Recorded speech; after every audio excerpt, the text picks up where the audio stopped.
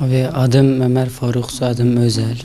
Şanlıurfa Hilvan doğumluyum. Sınavdan önce kitap dağıtıldığında kitabı açtım kitabı okuduktan sonra notlar almaya başladım. Altlarını çizmeye başladım. Önemli gördüğüm yerlere soru şeklinde yazdım ve soru cevap şeklinde onları ezberlemeye çalıştım. Kitabı 4 defa okudum. Notlarla beraber çok tekrar ettim. İşte sınav vakti biraz heyecanlıydım. Çünkü Peygamber Efendimizin hayatı söz konusu olan bir sınavdı. Sınava girdiğimizde hepimize kitapçık dağıtıldığında en başta dua ile başladım sınava. Sınavı açtığımda en başta basit soruları, biraz kolay gördüğüm soruları yaptım. Sonra zor kalanları boş bırakarak işaret şeklinde onları boş bıraktım. Vaktim yettiği için onlara tekrar döndüm ve optiğimi 3-4 defa böyle tekrar kontrol ettim. Öyle çok yüksek bir iddiam yoktu da mesela bir 3 yanlış falan yapacağımı düşünmüştüm. Çünkü 3 soru beni çok zorlamıştı. O soruları okurken vaktimi çok götürdü o sorular. İşte o sorulara tekrar döndüm. Besmele çektim, bekledim ve sorular yavaş yavaş yapmaya başladım. Ben yatsı namazına gitmiştim. Namazdan sonra eve gittiğimde 1. kategori açıklanıyordu. Ben de izlemeye başladım.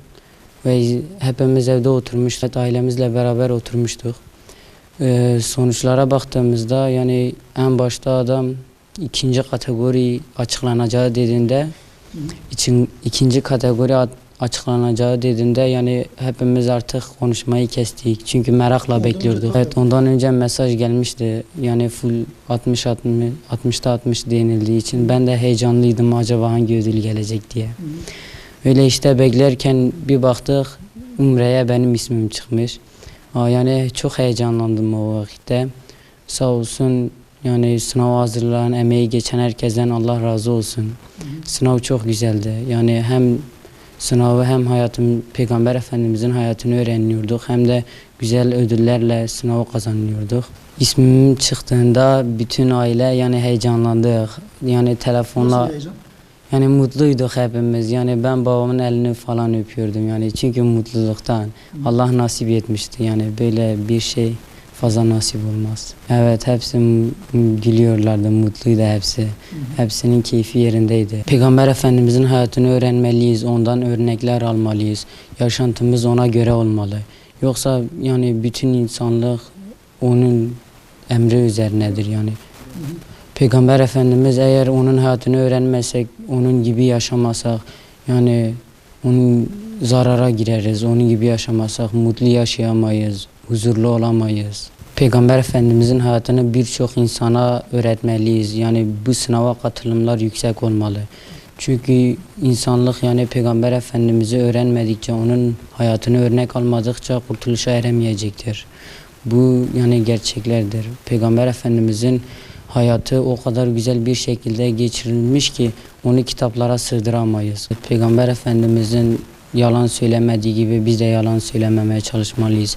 İnsanların kalbini kırmadığı gibi biz de kırmamaya çalışmalıyız. Peygamber Efendimiz Allah-u Teala ibadet ettiği gibi biz de ibadetlerimizi huşu içinde kılmalıyız. İbadetlerimizi sanki zorunluymuşçasına kılmamalıyız. Onları bizim için huzur, bizim için Allah'a kavuşma aracı olarak öyle yapmalıyız, kılmalıyız. Bu çalışma çok güzel bir çalışmaydı. Önceden yaptığımız hataları Peygamber Efendimizin yapmadığını görünce o hataları terk etmeye başladık.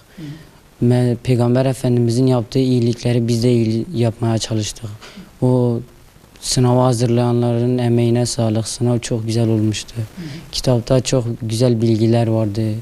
Onu okuyanlar daha bir değişebilir, daha bir iyi insan olabilmeye çalışmışlardı. İşte Umre üzerine Peygamber Efendimiz'i mescidini göreceğiz. Allahu Teala Kabe'yi göreceğiz. Orada dualarımızın daha da kabul olacağını düşünüyorum. Çok heyecanlıyım sınavla ilgili. İşte Umre'ye gideceğimizde herkese dua ederiz inşallah. Allahu Teala herkese hidayet verir inşallah. Bu sınavı düzenleyen Peygamber Sevdaları Vakfı Allah razı olsun. Bütün emeklerine sağlık olsun.